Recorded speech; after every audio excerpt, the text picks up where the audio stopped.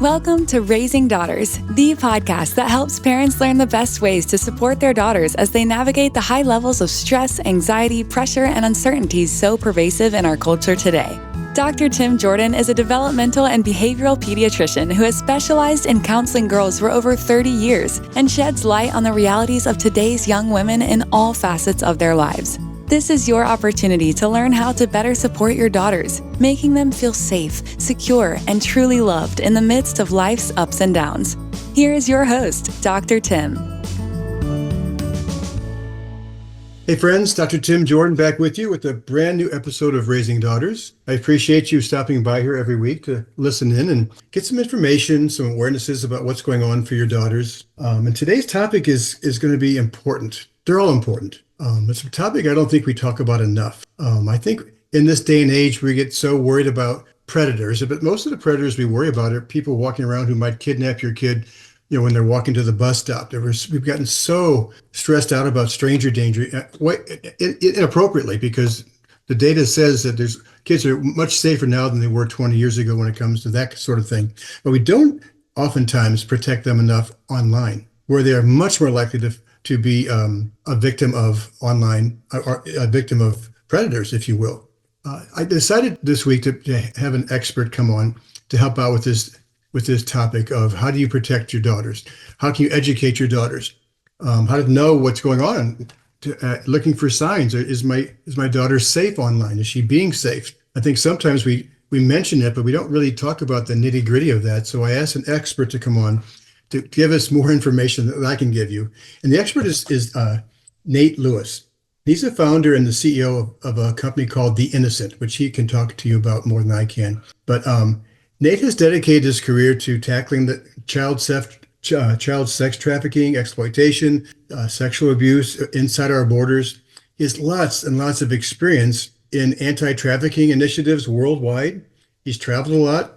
He brings expertise in how to face child sex crimes head on right here in the U.S. And the goal of his company, The Innocent, is to prevent abuse and to safeguard vulnerable kids from online sex predators, which is obviously a very noble cause. So Nate, thanks so much for being on the show. Absolutely. Thank you for having me. Appreciate it. Tell me briefly, how did you get to this as your career? I always ask my guests how they get there, and I know you could probably talk 2 weeks on this, but yeah, I'll do it pretty briefly. It's kind of interesting that I would land here. I guess I probably can't skip over the fact that this probably has something to do with it, but as a week into my 12th birthday, years of age, I was abused, and I buried that and tried to get past that. And then I, moved through life. Went to film school, went into Hollywood. I actually moved to LA, and then I was kidnapped and taken at gunpoint and by some gang members, and my freedom was basically taken. I got out of that situation, obviously, but it caused a lot of trauma to me personally. Both of those experiences. Went on into the movie world. Worked all over the world. I worked specifically with the guy, Jim Caviezel. Many know from The Sound of Freedom. It was him who introduced me to what trafficking looked like, started doing some research, met the gentleman that he played in the movie. And then I was able to work as an executive and really travel the world, seeing it from the perspective of actually being on the front lines, a little differently, some online, but mostly physically going into dark places around the globe and working with aftercare, looking at facilities, vetting them, empowering them, funding them in best practice, learning all that stuff. But then it was the people of the United States who were like, well, what are we doing here? And then I started analyzing and talking to my law enforcement friends and just listening to why, like, where are the gaps? The red tape, the processes, all these things. It's usually funding and training, and like, why don't we just allow the people to fund their local law enforcement in their own communities to get the training and the equipment that they need to be proactive in these investigations? So I was like, well, this is what we're doing, hon. And my wife's like, this sounds amazing. I don't know how we're going to do it, but let's do it. And really, our mission is to protect and preserve the innocence of children in America.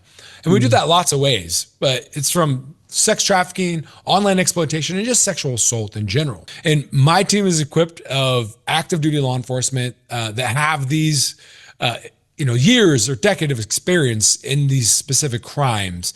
I have a task force officer with a federal agency. I have sergeants of different units. I have retired police who was an ICAC forensic investigator, like trainers, and we're going into communities building task forces. And that looks like this. We take 5 or 6 departments from a community and we take their top investigators. We're not teaching them how to do investigations. They already know, but we are teaching them how to specifically go into the darkest areas and work these specific crimes, to be proactive and go out and hunt these predators online, build a strong case, and hopefully get the best prosecution, because we're teaching them how to really build the strongest case. And so that's kind of it in a nutshell. One part of what we do, and how I got here was really the listening to the people. Like, what are we doing here? Let's do something here. And I said, all right, let's do it. Let's go. And that's, we do a lot more than that. I'm really getting community involved. You can see on theinnocent.org is our website. You can click on the community link, and we're soon to be going to be training and equipping the people to make impact. We got the law enforcement side done. Now it's how do we get the people educated in the equipment and the training that they need to really be impactful, and then start holding people accountable in their own communities. I need to hook you up with my youngest son. He's in the documentary making business. He's been working the last several years for a company called Jigsaw Productions, and he's a producer. So yours might be a good topic. That would be cool for sure. His newest podcast comes out actually next week on HBO. Wow. It's called Dark Money, The Dark Money Game. It's a 2-part documentary on dark money. Wow. Anyway, Let's connect. Okay, I'll connect him with you. This may sound like a dumb question, but which of our kids tend to be the most vulnerable? Because the girls I see and work with who seem to be the most vulnerable to online predators, the ones who are lonely, depressed, don't have very many friends. And it seems like those are the girls who I see who are the most vulnerable. What do you see? Well, we see it across the board. I will say that the predators it's just like in the wild, these predators go after the weakest prey. And so the most vulnerable, I guess, is a better way to describe that.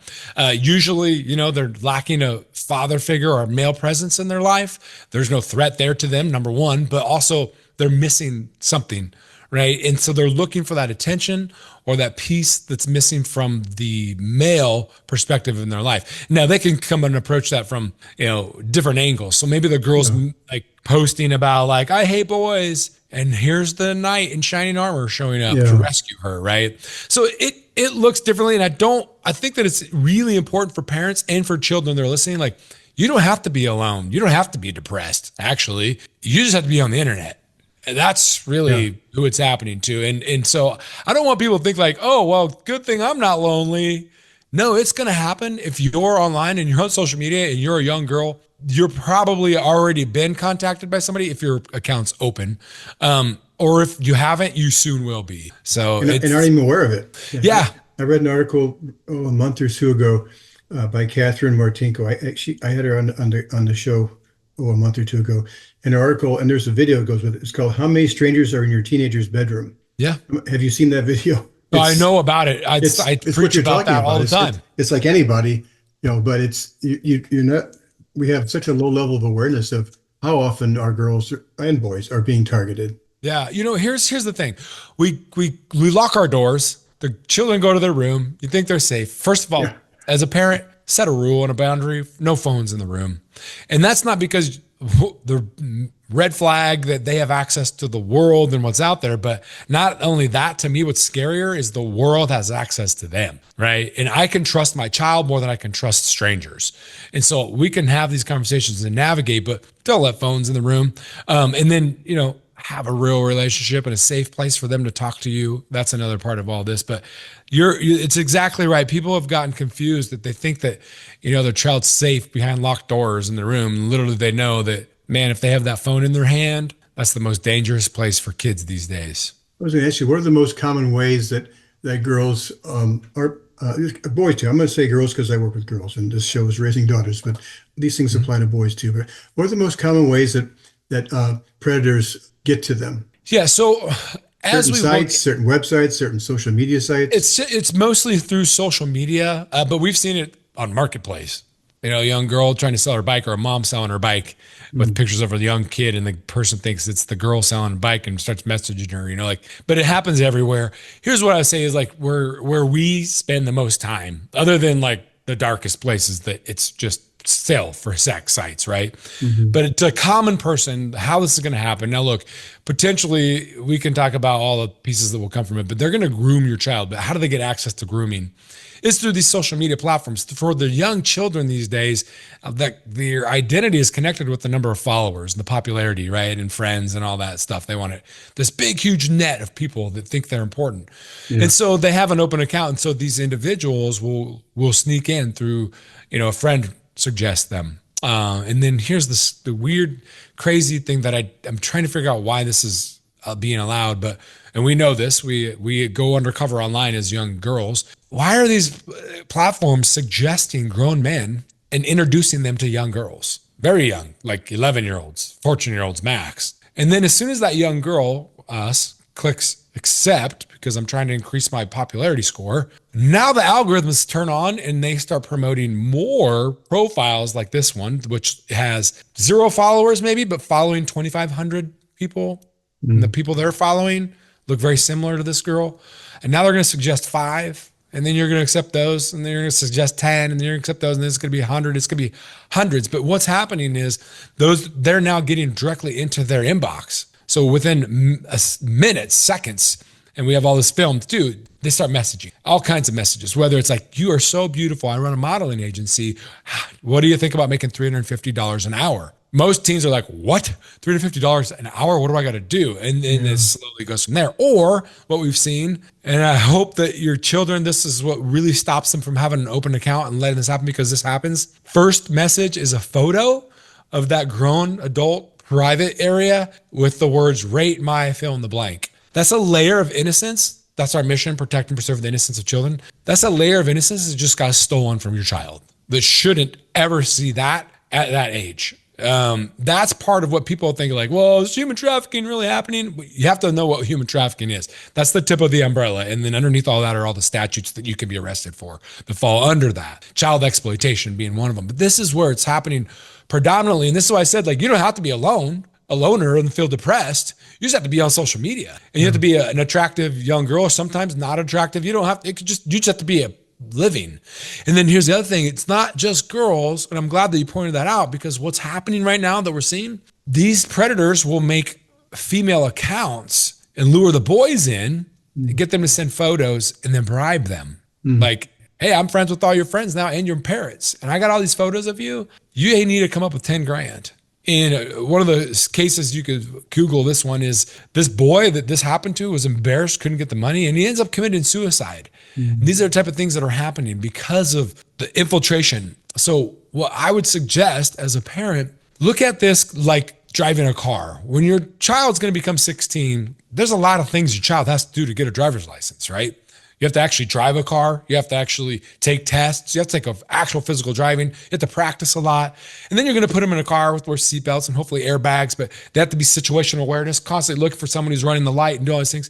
If you look at it like that, how do we train our children to navigate the internet and social media? What are they looking for? What are they looking out for? Being on awareness, having the situational awareness. What are some of the safety things? And then maybe you as a parent say like, hey, let's sit down and look what this looks like together and like practice driving on the internet and on social media, because that's really what it comes down to. But the hard thing is as parents, we know how to drive, but as parents, we don't know how to navigate the digital world quite like the younger generation. And then this communication, there's a missing link between the internet, social media, phones, what age. But the reality is, parents, at some point, your child's going to get a car and your child's probably going to get a phone, and they're potentially going to get social media, and they're going to be on the internet and have access to it. So let's educate them on how to navigate this world safely. That's what I think is really important for parents. Like, let's talk about that. And so there is an education that we're going to be able to share here very, very soon throughout different organization we've been working with. We've implemented into some schools and got some feedback, and it's pretty powerful. I think it's be effective for parents, children, teachers, school resource officers, and across the board. But we got to start educating ourselves. That's a really good place to start as community members. Where do we identify and understand and stop kind of being ignorant to the fact that like 37 million teenagers in America are on social media. Predators aren't going to go out and expose their identity to the millions of cameras and their license plate and do this in public. They're going to start where they're hiding their identity, literally hiding their identity online, even their IPs. They're trying to do all kinds of things, and they're going to try to steal photos and trade them or get certain things, build these relationships, and eventually potentially say, hey, I can't drive. Let's meet up. My uncle or aunt will pick you up. And then that person who's running that account will actually meet up and pick them up. And these young kids who believe in things like the Tooth Fairy and Santa Claus believe this relationship is real. They believe this is real. And so they fall for it. And I can't tell you how many cases that we meet and talk to these young children, and we're trying to, don't go meet with them. And they're like, no, they've done this, and they've built this relationship. They build trust, they build a relationship. And these children, you can't tell them that person's not a child that they're going to meet, that they're not in love, because they've taken that undeveloped brain and manipulated it. Right. And they've done it in a way that no boy who's 14 could ever do. Right. Well, I was going to say it, but I think they've been softened. The girls have been softened up a little bit because they're being pushed by the boys they actually do know to send photos. And they have, I just ran a weekend retreat last weekend for middle school girls, and a bunch of the girls said that guys in their school had requested photos. So it's not unusual for them to get those requests, and I guess it becomes a slippery slope. Well, and that's where parents need to educate their boys. A boy sending that photo, like, that's not legal. You can't do that, right? And so that's exploitation, especially if it's adult. It's a whole nother level. But that's where parenting has to come into place. But see, these are the things that we need to have conversations with our kids about. This is navigating the digital world. We didn't have to worry about that as kids, sending photos. Right. This is a new time that we live in, and we have to accept it because it's not going to go away. We're talking with Nate Lewis. He is the founder and CEO of a company called The Innocent, and he will give us the website for that at the end of this podcast. And he's been working for a long time and keeping our kids safe from online predators and educating people and educating law enforcement, et cetera. So give the parents who are listening to this some concrete ideas about this is some safeguards that you can put into place today that will help keep your daughters safe and sons. Number one, I don't care where your relationship is today. You have to have a goal in mind of where you want your relationship to be. And first and foremost, you need to have that real relationship, and you need to have a safe place for them to come to and have these critical conversations with. You have to start there, because everything else that I'm going to say won't be as effective if you don't have that relationship with your children. And be a role model. If you're constantly on your phone, you're constantly posting, and you have an open account and people are stealing your photos of your own kids because you're so proud to post them, they're going to follow that suit too. So start mimicking what you want your child to be as well. So that's the first thing. The second thing is what we're seeing very recently, which is very dangerous for children and for parents, is disappearing messages on most platforms. Now you can enable in your text messaging through that platform and set a timer on messages to disappear. I don't know why in the world we would need that other than to hide stuff. Like, why do we need that technology? Like, we're hiding something. We don't want somebody to see something. That's why you would have them disappear, right? Believing that they disappear forever. But here's the reality. Parents probably don't know how to access those disappearing messages. So now you don't know what communication's being had, who they're talking to, what's being sent, what photos are being sent. And so please just set some boundaries. And I know this is tough as a parent, but there has to be some kind of guidelines. You're doing it for the protection of your children. Get that turned off, that feature, so that you can actually see them. And as a parent, if you're paying for the phone and for the service, you own that property. You are the owner. You actually can set the rules on anything that they do on their phone. So by law, you have access to do whatever you want on their phone. There's a couple other apps. Is it an easy process for them to turn that off? Like 5 seconds. Go on Google or ChatGPT, and it's just a setting inside of the form. And so that, just like in that, they can set it for 5 seconds, 30 seconds, 1 minute. So after the person reads it, the counter starts to count down, that message disappears. So they go on Google and look for disappearing messages? Yeah. How do you disable disappearing messages on all these platforms, right? That's where Snapchat became super popular in the beginning, because anything that they did, they thought it disappeared, right? And then you would get these technologies, and I'm not going to get into all this, but these technologies, people started screenshotting it. So now they have like technology to tell you that the screenshot was taken, right? Because they know it's going to disappear. Like, why are we trying to hide the stuff? You know, why can't we be transparent about what you're doing in the activity online? And that's, I'm sorry. I was going to say, if you have a good relationship with, I'm so glad you said that was number one. If you have a good relationship with your kids and there's trust built up and all that, then it's easier to have the conversations about how, if they're going to allow their kid to have a phone or social media, you can say, I don't want to see that you're deleting messages and you're deleting things. If I see that, that's a red flag for me. It tells me you're hiding something. It does. And here's the thing. I'm not trying to tell people how to parent. I'm only coming from a process of reality of the things that I've seen. And these are difficult things, and you're going to have your own way of how you parent. But the reality is, I know success rates come from the parents who, when that child comes to you for the first time to share, they're not going to get in trouble. Okay. You have to create the safest environment for them to continue to come forward to you with information, and don't shame them, guilt them for that behavior, because some of it probably was their fault, but sometimes it wasn't. They already might be embarrassed, feel shame, and they don't need you to add to it. They need you to be there for them and meet them wherever they are. Just meet them wherever they are, right there in that moment. And I know sometimes that goes away like, well, you know what? We already, if you've set boundaries and you've set rules and you have to follow through with them, I understand it. But listen, start with the conversation, but creating that safe place for them. Where is the safest place for them? Hopefully in your home, right? Yeah. So they can come and talk to you.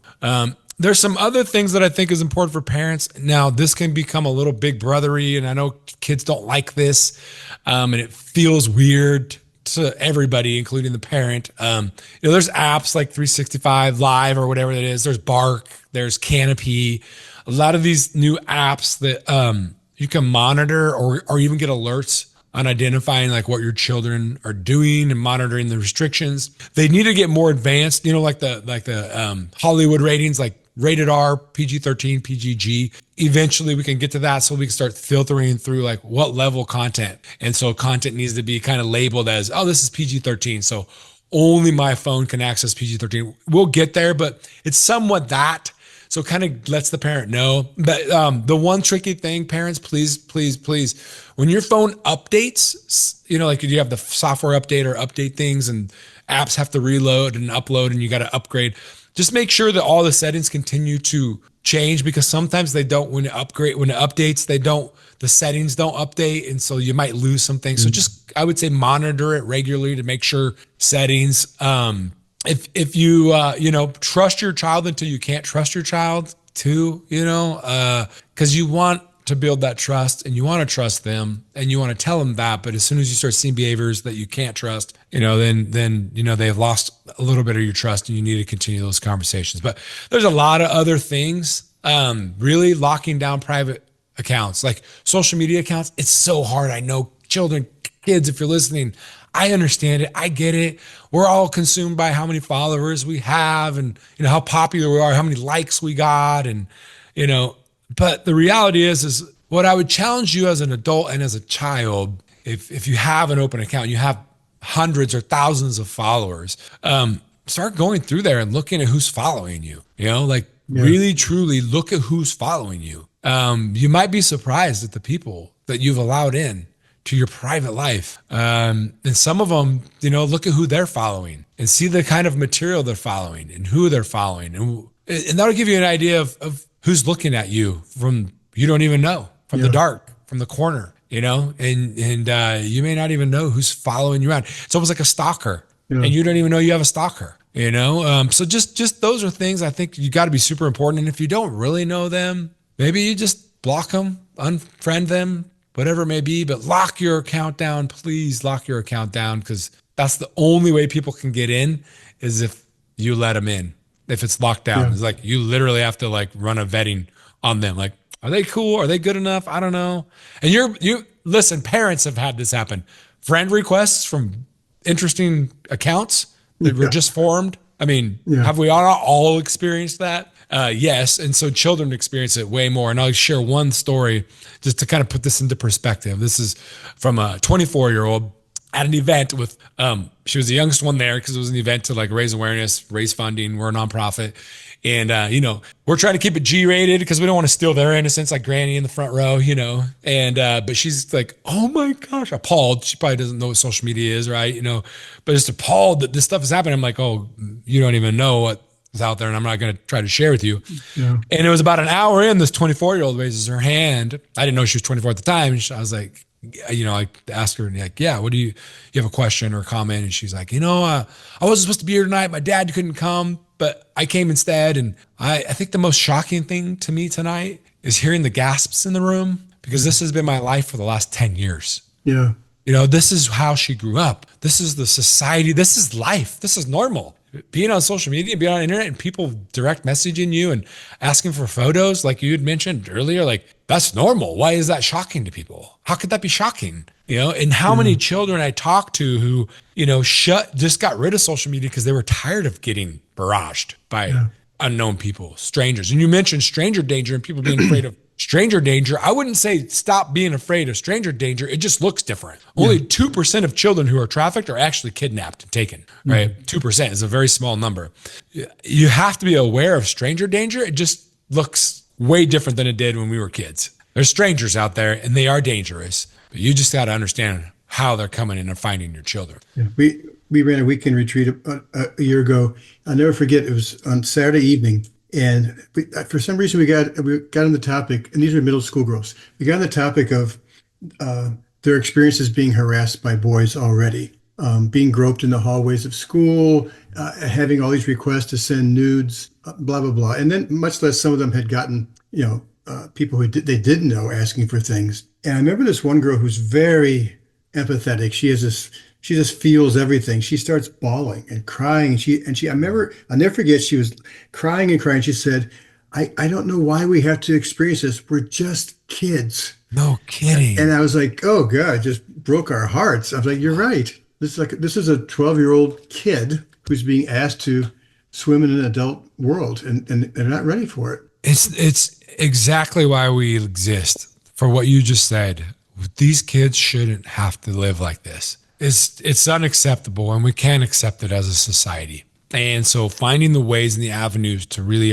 attack this. One, we figured out, law enforcement, we're booked out, we're training task force all across America, how to go out and be proactive to prevent this. Now it's educating and equipping the people, right? And then letting the people actually get loud about holding accountability to whatever their politicians and whoever's, the sentencing is the sentencing. It's a suggestion. But there are people that need to hold those sentencing accountable. But now it's time to really educate and equip the people on this, because we have to, especially as adults. We're almost obligated, right, as adults, to protect and guide these young children and protect them. Not always from like, oh, the guy that's going to find them and hold them down and molest them, but what's happening to our children online. We have an obligation for our children to know how it happens and to prevent it and protect them and talk to them about it.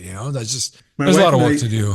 My wife and I came up several years ago with a list of readiness signs for phones and social media, emotional signs, social signs, responsibility signs, and do they keep their power kind of thing. So things for parents, not just for the parents to look for in their daughters to say, okay, she might be getting ready for that, but also to show their daughters and say, this is what we're going to be looking for, and seeing if you live these out. And if you can live out most of these over months of time, then you might be ready to have the next level of expertise.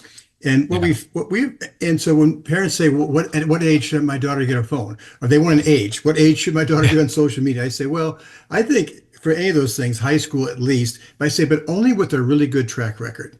It's not just an age or a grade. It's that. In my experience, girls aren't ready for that stuff until at least high school. And with a good track record of showing that they can take care of themselves in all these other ways offline. So if you can't take care of yourself offline in real time, then you're going to get swamped on the internet, online. And I don't love promoting being a helicopter parent. But what I do think is important when you look at risk versus reward, what's the risk of being a helicopter parent and what's the reward? So everything that you're mentioning, I think as an individual and as a parent, that's absolutely great. The problem is most of these kids, not just physically abused, but when you start looking at social media and phones, it's not happening in your home. It's when they go to a different home, right? Mm-hmm. And so I would suggest, as a parent, make your home the home that kids come to, and then set rules. So when they come in the house, everybody's phone gets put down, on the banister or wherever you find a place like, hey, this is a phone-free zone. And then you can actually have real conversations with your friends and real relationships. And then we also don't have to worry about what are you doing, because so many parents, so many kids, I can't tell you how many their parents did everything they could to shut them down, don't give them phones, or if they did, it's just to make 911 calls or whatever it was. But guess what? Their best friend has one. Great, you did great. But guess what? As soon as they leave your house, everything you're doing at home goes out the door with them. And so I think that having that and even having these conversations with other parents of your friends, this is why the community piece is so important, because then when somebody takes this education that it's going to be out, it's a pretty extensive education. Maybe they share it with their kids, friends, parents as well. And they have to be like on the same page with the parents too. It's like, hey, look, we know the dangers. These are the realities. This is just the truth. And can we all kind of be on the same page? Like when they're hanging out, like they don't need the phones. The mom can call me. If they need to get a hold of me because there's an emergency, mom has a phone, mom can call me. She has my number, and so you got to really start looking at this from different angles. Phones in rooms, that has to be the first one. You can't have a phone in your room at night. Like there's no good things happen in your room on a phone at night. Let's just say that. I don't think the things you're talking about are examples of helicopter parenting. Yeah, good. I think they're examples of parenting. And, thank you. And giving your kids experiences and giving your kids opportunities and giving your kids freedom, etc., when they're ready. Mm-hmm. And that you prepare them all along the way. And before they're ready, then you set boundaries. That's right. In my mind, that's not helicopter parenting. That's just knowing kids and knowing what they can handle and what they can't. Yeah. Well, it's a popular word to use, and even people will, they're so worried about being a helicopter parent because what that means or what their kids are telling them or whatever. They'll bring that to me and be like, well, I don't want to be a helicopter parent. I'm like, that's my next thing is risk versus reward. That's fine. You don't have to be a helicopter parent. You don't even have to be a parent.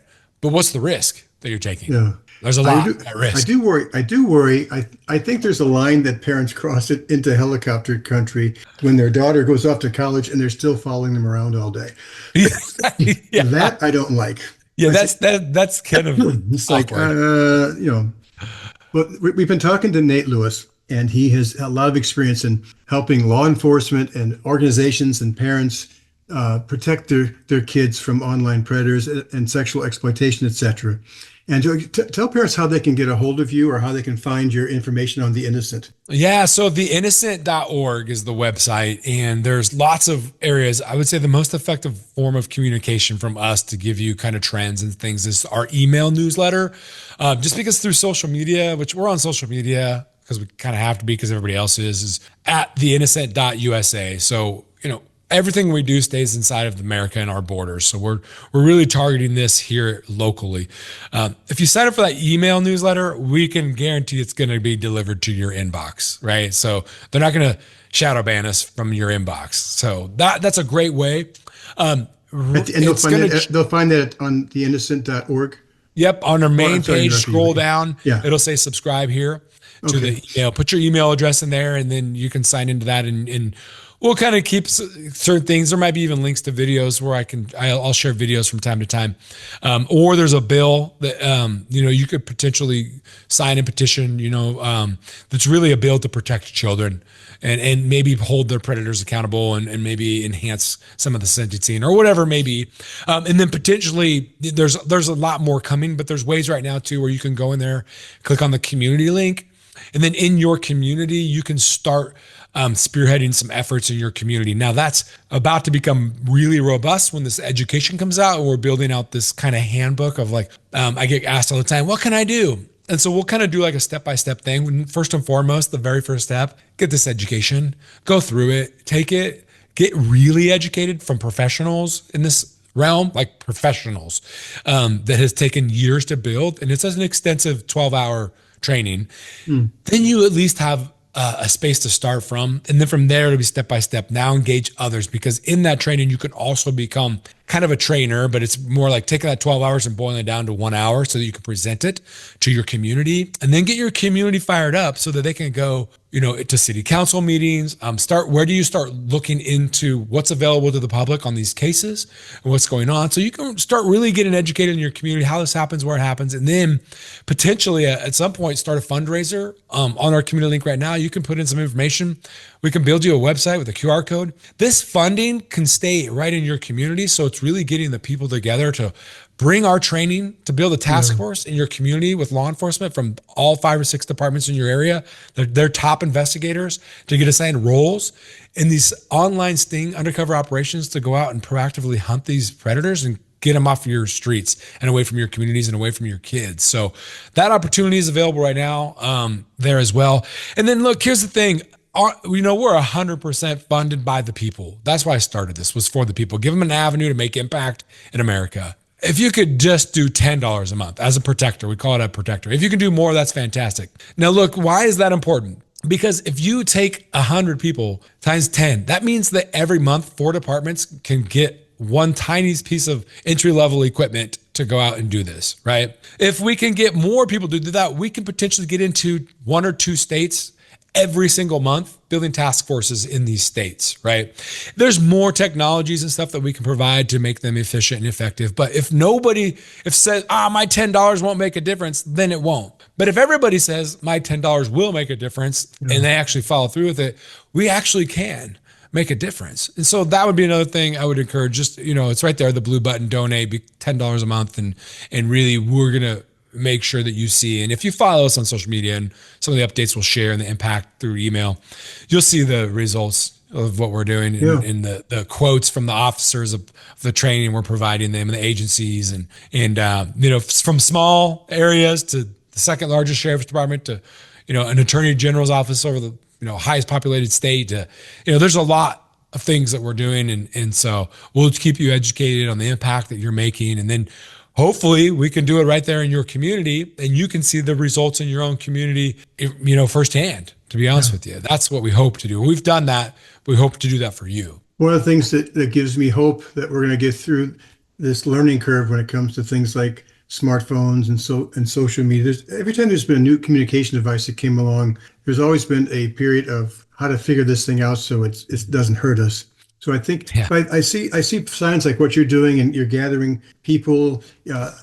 Jonathan Haidt's book that came out about the anxious generation and keeping phones out of schools. I think people are, so slowly but surely, I think grassroots wise, people are waking up to, we need to do something. We can't wait for the government to do it. We can't wait for social media sites to do it, God forbid. So it's going to have to come from us, as not just as individual parents, but also as parents coming together and saying enough. Yeah. Well, and a lot of this education for the kids is super valuable for the parents. Like we talk about kids, the first hour of your day, you don't get access to your phone. You have to walk into your phone without stimulation. Parents, I promise you, I do this every single day, at least an hour, sometimes 2 or 3. It's because I get up super early and nobody needs to talk to me that early anyways, but it will change your life. Just 1 hour, the first hour of your day. If you do not touch it, other than to look at maybe what time it is or turn off your alarm, if you focus that 1 hour to spend with your family before they go to school or whatever, when you have that moment, not on your phone, I'm telling you, it'll change your life. Yeah. And your kids will see it, they'll know it, they'll feel it, and they will copycat you because monkey see, monkey do, honestly. Yeah. And so try it. Parents, that's for you. Try it. When girls come to our weekend retreats or they come to our week-long summer camps, the first thing that happens at the check-in table is, where's your phone? Or where's your watch? Or seriously. It's like, okay, it's like they have to take up, but anyway, and so they hand it over. And at first, the kids who are new, the ones who've been before, they don't care.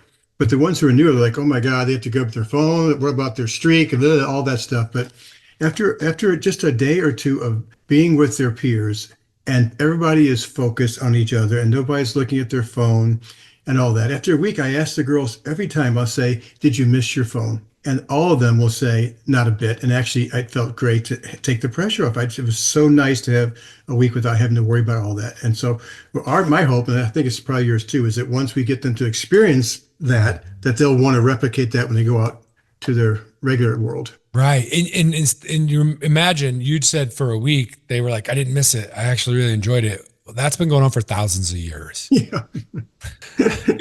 Human relationship has occurred not through texting for thousands of years. And I hope that someday, how did we survive that? we'll get back to that at some point, where kids aren't messaging their dad who's in the living room with them. Hey, I just sent you something on Instagram. Why would you, what? So we've been talking to Nate Lewis, and his website is theinnocent.org. And you also get look on there, but also his email newsletter is at theinnocent.usa. Did I get that right? And yeah, that's our social media handle. So you can go through there and follow us on there. But on the innocent.org on the homepage, just scroll to the bottom, right down there, it'll say sign up, and right there, it's super easy. And I will put those links. I'll put those links on my show notes, so all you know that if you're walking around right now or driving, you don't want to get in an accident, that I always have those kinds of links on the show notes. Thank you so much for your time and your expertise. I'm so happy there's people like you out there who are fighting the good fight. It's a pleasure. And I love the fact too that it's not just about social media platforms are bad or that. It's more about we need to preserve our children's innocence. I think that's a good way to frame it. It is. So I appreciate your time. I appreciate what you're doing.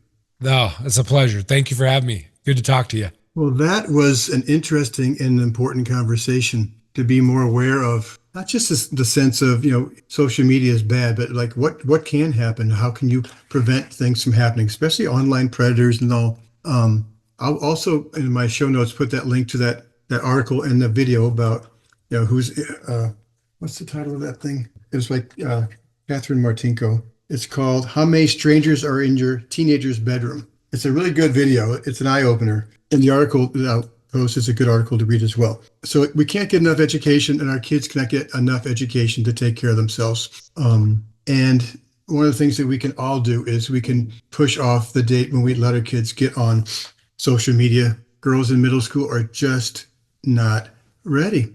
And even if they're ready, the ocean they're swimming in is 99% of them are not ready. And so it's really hard for them to keep their head above water and to do the right thing. So I think we need to wait till they're in high school, at least with a good track record. Look on the show notes for those links. I sure appreciate you coming by here every week and listening to this. By the way, my new book, Keeping Your Family Grounded When You're Flying by the Seat of Your Pants, came out about 2 weeks ago.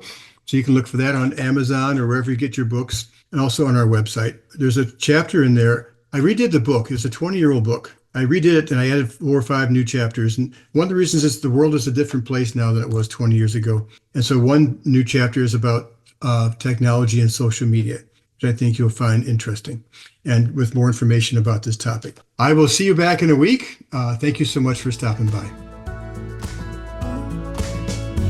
Thank you for tuning in to this episode of Raising Daughters. Hopefully you've learned something useful about girls and young women and how to help them navigate the pressures, challenges, and opportunities of modern life. If you want to become a more effective parent, keep listening to the show at drtimjordan.com and let the conversations shape you. Build that one-of-a-kind connection with your daughters in the most profound and meaningful ways possible, shaping them into strong, confident women of the future.